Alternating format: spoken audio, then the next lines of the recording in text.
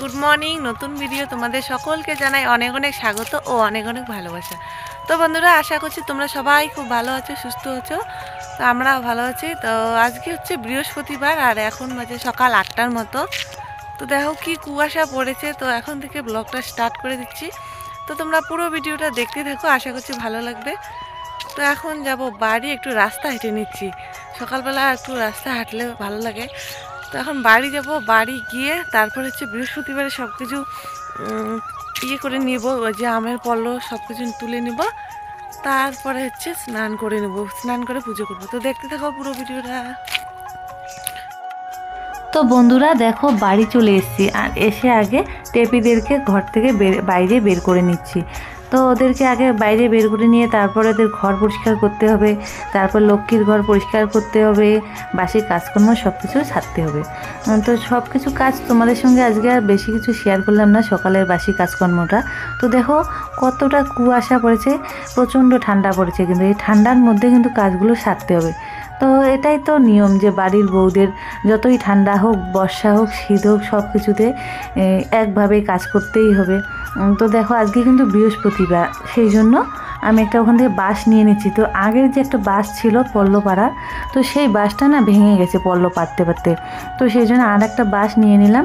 তো আমাদের এই আম গাছ থেকে আমি এখন 2টা পল্ল পেরে নেব। তো আমরা কিন্তু 2টাই পল্ল পারি, একটা হচ্ছে গণেশ ঠাকুরকে দিয়ে, একটা হচ্ছে লক্ষ্মী ঠাকুরকে।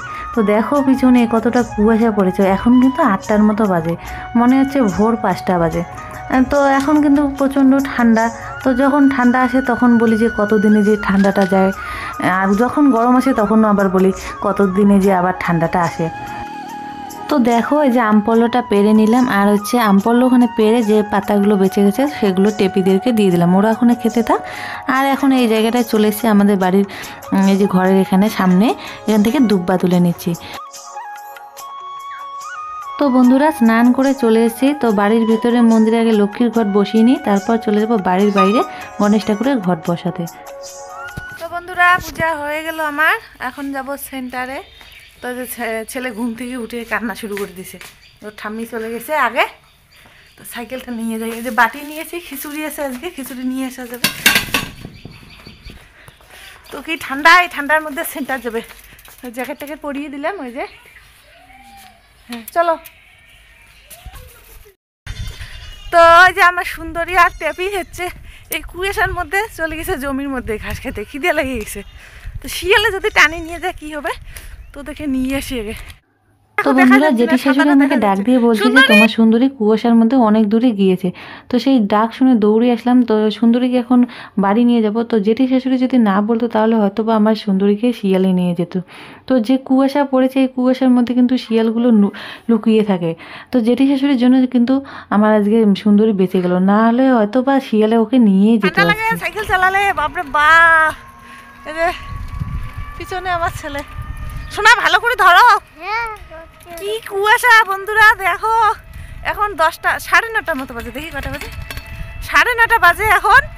তো আজকে তো মনে হচ্ছে বাপরে বাপ কি কুয়াশা, পিছনে কিচ্ছু দেখা যাচ্ছে না। উফ কি ঠান্ডা। তো দেখো চলে এসেছি সেন্টারে, কুয়াশার জন্য কিছু দেখা যাচ্ছে না। আর এই বাড়িটা হচ্ছে আমার ছোট পিসি শাশুড়ির বাড়ি। তো দেখো ছোট পিসি শাশুড়ির ছেলে বউ ওখানে ভাত খাচ্ছে।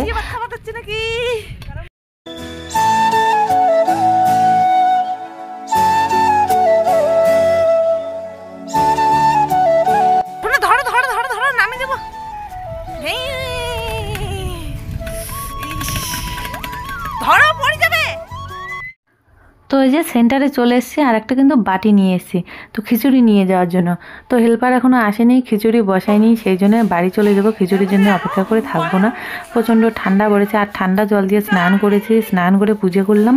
তারপর আবার সাইকেল নিয়ে যে ছেলেকে নিয়ে আসলাম। সাইকেলের মধ্যে কিন্তু প্রচণ্ড হাওয়া লাগে, সাইকেল চালালে ঠান্ডায় হাতটা একদম কীরকম হয়ে যায়। তো বন্ধুরা দেখো, গ্রামটা একটু দেখিয়ে দিলাম তোমাদেরকে, আমাদের গ্রাম। তো কুয়াশার জন্য কিন্তু কিচ্ছু দেখা যাচ্ছে না। আর এখন আবার চলে এসেছি বাড়িতে। তো যে ঠান্ডার মধ্যে একবার সাইকেল নিয়ে গেলাম, এখন আবার চলে এসেছি বাড়িতে। তো বাড়ির সামনে চলে এসেছি, পূজা করে প্রসাদ তুলে রেখে চলে গেছি আমি। প্রসাদও আর খাইনি, এই প্রসাদ খাওয়ার সময়ও নেই, এতটা তাড়া দিচ্ছিল আমার ছেলে, যাওয়াই লাগবে। তো দেখো এই যে বাড়ি এসে এখন প্রসাদ নিচ্ছি, ওকেও একটা প্রসাদ দিয়ে দিলাম, আপেল প্রসাদ দিয়েছি আজকে। তো বন্ধুরা এখন যাচ্ছি দুধ আনতে, আর এই যে বাটিগুলো দিয়ে আসি। তো যে জেঠি শাশুড়ি পিঠা দিয়েছিল, তো বাটিগুলো এখন দিয়ে আসি আর ওদিকে দুধ নিয়ে আসি। তোমার বাটি। তো জেঠি শাশুড়ি বাটি দুইটা ওখানে রেখে দিলাম, আর আমি যে বাটিটা নিয়ে এসেছি ওই বাটিতে করে দুধ নিয়ে গেলাম। তো দুধ নিয়ে এখন চলে যাবো বাড়ি গিয়ে আবার ছেলেকে এখন দুধ আর ছাতু খাওয়াতে হবে। তো দুধ ছাতু খাইয়ে তারপর আসছি। তো বন্ধুরা ছেলেকে তো দুধ আর ছাতু খাইয়ে দিলাম, আর এদিকে ভাত বসিয়ে দিয়েছে, যে গামলার মধ্যে ভাত বসিয়েছি। কারণ এই যে কালকে যে হাঁড়ির মধ্যে পিঠা বানিয়েছিলাম, তো ভাত এদিকে হতে থাক, তো আমি একটু পিঠা খেয়ে নেই। আর ও গেছে বাজারে, তো বাজার থেকে আসুক তারপরে দেখাবো কি কি নিয়ে আসে। তো বন্ধুরা দেখো, ওই যে পৌষ পার্বণের দিনে যে আমি পিঠাগুলো ভেজেছিলাম, তো শেষ আর হয়ে গেছে, অল্প কয়েকটা আছে। আর যে আগের দিন যে দুধ পিঠাটা বানিয়েছিলাম, তো দেখো এখন এখান থেকে কিছুটা নিয়ে নেব, অল্প একটু নিয়ে খাবো এখন সকালবেলা। তো দেখো একদম সর পড়ে গেছে, আর হচ্ছে কালারটা একটু কীরকম এসছে, যেহেতু খেজুর গুড় দিয়েছি। তো টেস্ট কিন্তু খুব সুন্দর এসছে, ঠান্ডা হয়ে জমে গেছে।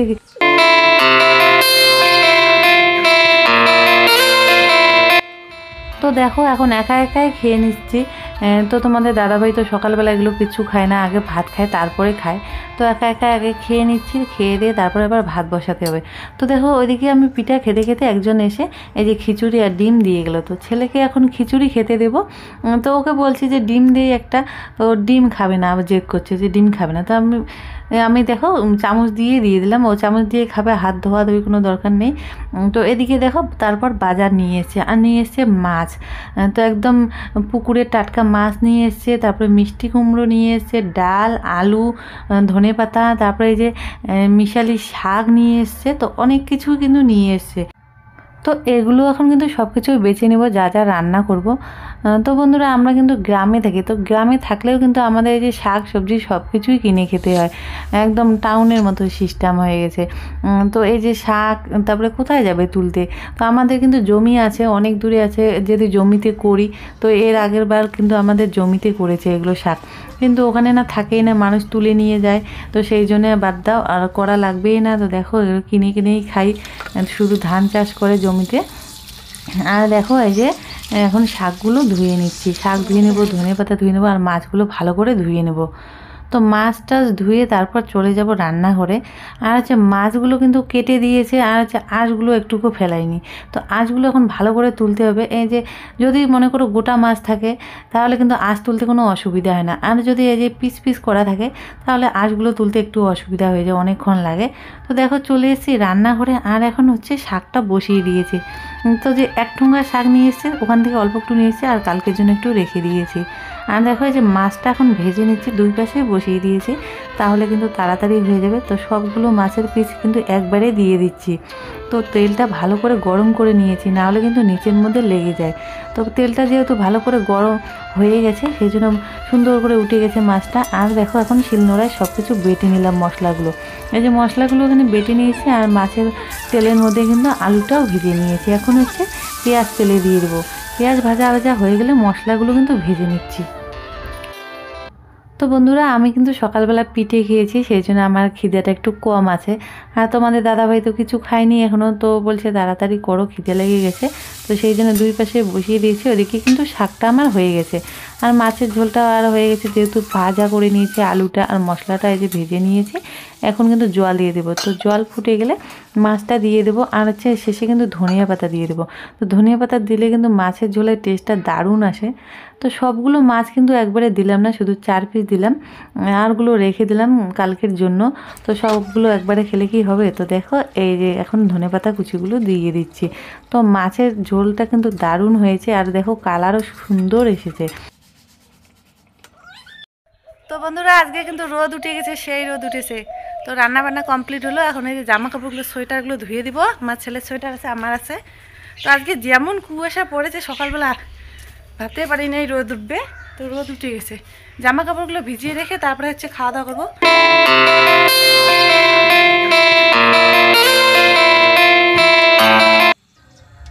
তো আজকে শুধু ছেলের 2টা সোয়েটার আর আমার একটা সোয়েটার ভিজিয়ে রাখলাম। তো অনেকগুলো কিন্তু জামা কাপড় একবারে জমা হয়ে গেছে, যেহেতু ঠান্ডা অনেক দিন থেকে পড়েছে। একটা করে খুলে রাখি, একটা করে পরিয়ে দিই। তো এরপরে আবার ধুতে হবে, কিন্তু অনেকগুলো সোয়েটার জমা হয়ে আছে। তা ওগুলো ভিজিয়ে রেখে এসে দেখো ভাত বেড়ে নিচ্ছি। তো খাওয়া দাওয়া করে কিন্তু জামা কাপড়গুলো ধুতে হবে। তো এই জামাগুলো একটু মোটা মোটা আর একদিনে শুকাতেও চায় না। তো খাওয়া দাওয়া করে যে জামা কাপড়গুলো ধুয়ে নিলাম। তো অনেক দিন পরে রোদ উঠেছে, ভালো হয়েছে। তো অনেক জামা কাপড় কিন্তু নোংরা হয়ে আছে, ধুতে পারছি না রোদের জন্যে। এখন যাই বাইরে।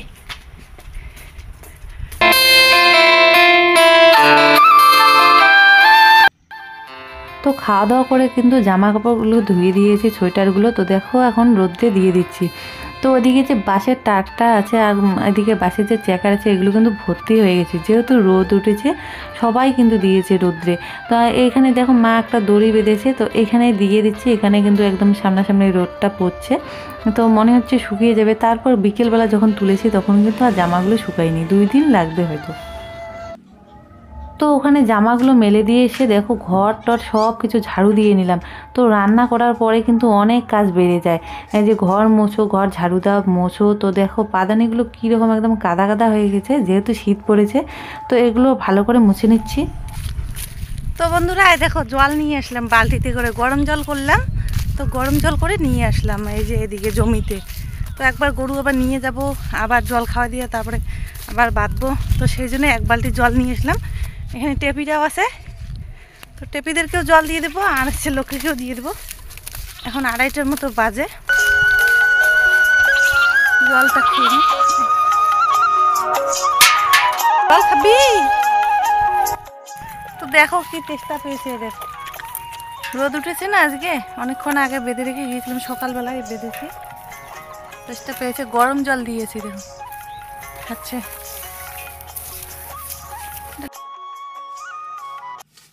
তো বন্ধুরা গরুকে জল খাইয়ে দিয়ে এসে দেখো এখন উঠানটা ঝাড়ু দিয়ে নিচ্ছি। তো অনেকটা নোংরা হয়ে গেছে উঠানটা। তো বন্ধুরা ভিডিওটা তোমাদের কেমন লাগলো অবশ্যই কিন্তু কমেন্ট করে বলবে। ভালো লাগলে চ্যানেলটিকে সাবস্ক্রাইব করবে, লাইক করবে, শেয়ার করবে। তো একবারে চলে আসলাম সন্ধ্যাবেলা। তো দেখো এখন ছেলেকে বই পড়িয়ে দিব। তো ওর তো 4 বছর হয়ে গেছে, এই বছর কিন্তু স্কুলে আর দেওয়া হলো না। তো সামনের বছর স্কুলে দিতেই হবে। তো ওকে একটু সরেয়া তারপরে ছড়াগুলো এগুলো শিখিয়ে দিচ্ছে। আর সরা তো বলতে পারে, ছড়াগুলোও বলতে পারে, কিন্তু লেখাটা এখনও শিখিনি। তো লেখাটা ওই যে ওকে হাত ধরিয়ে ধরিয়ে শিখিয়ে দিচ্ছি। তো দেখো আমি একভাবে করতে চাই, ও একভাবে করে। তো আজকেই কিন্তু ও সরেয়া রস্বই এই 3টা লেখা কিন্তু শিখিয়ে গেছে। তারপর দেখো তোমাদেরকে দেখাচ্ছি এই টেবিলটা ঠান্ডার মধ্যে কিভাবে আছে। তো দেখো এই ঠান্ডার মধ্যে ঘরে কিন্তু খড় দিয়ে দিয়েছি, আর হচ্ছে ওখানে খাবার দেওয়া আছে, ওখানে খাবার খাচ্ছে। ঠান্ডার মধ্যে ওদেরও কষ্ট হয়, কি করব, আর কষ্ট হলে কোনো করার নেই, ওদেরকে ওখানে থাকতেই হবে, যেহেতু ওরা নোংরা করে ঘরের ভিতরে তো আনা যাবে না। তো বন্ধুরা অনেকক্ষণ পরে আবার আসলাম। তো অনেকক্ষণ বলতে ছেলেকে বই পড়িয়ে দিলাম, তারপর তো তোমাদেরকে দেখালাম যে টেপিরা কি করছে। তো ওদেরকে ঠান্ডা লাগছে, তো কি করব, খড় দিয়েছি ওখানেই থাকবে। আর যদি জামা কাপড় পরিয়ে দিই তাহলে জামা কাপড় কিন্তু গায়ে রাখে না, সব একদম ফেলে নোংরা করে রাখে। তারপর হচ্ছে ভাত বসিয়ে দিয়েছি, ভাত হয়েছে, রান্নাবান্না করলাম, খাওয়া দাওয়া করে নিয়েছি, যেহেতু ঠান্ডার দিন। আর এখন কিন্তু 9টার মতো বাজে। আর হচ্ছে খাওয়া দাওয়া সব কিছু কমপ্লিট হয়ে গেছে, এখন আবার ভিডিও এডিট করতে হবে। তো বন্ধুরা এখন তো অনেকটা রাত হয়ে গেছে, প্রচণ্ড ঠান্ডা পড়েছে, তো ভিডিওটা অনেক বড় হয়ে যাচ্ছে। তাহলে আজকের মতো ভিডিওটা আমি এখানে শেষ করছি। তো দেখা হচ্ছে আর একটি নতুন ভিডিওর সঙ্গে। ততক্ষণে তোমরা সবাই খুব ভালো থাকবে, সুস্থ থাকবে, টাটা।